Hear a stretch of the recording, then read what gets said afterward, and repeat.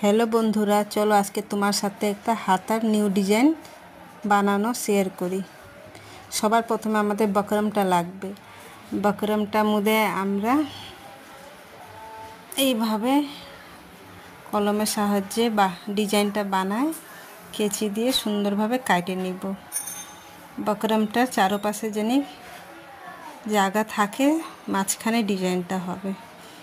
তারপরে অস্তরের কাপড়ের মধ্যে বকরমটাকে চারপাশে সেলাই করে দিব এইভাবে। এই ডিজাইনটা অনেক পুরনো হইলেও এখনও ভালো লাগে, পরলে পরে ভালো লাগে।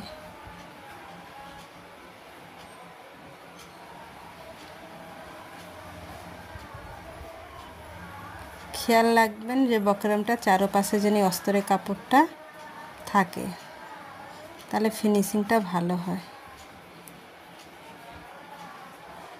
এটা আমাদের সেট হয়ে গেল। এবার যেটা এক্সট্রা ফেব্রিক থাকবে আমরা একটু ছাইটে নেব। এইভাবে আমরা হাতার মাঝামাঝি একটা দাগ দিয়ে নিব। ঠিক মাঝামাঝি এই ডিজাইনটা বসবে।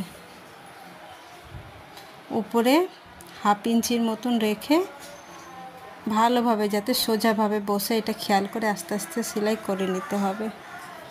সেলাই করার পরে মাঝখানের অস্তরটা কেটে নিতে হবে।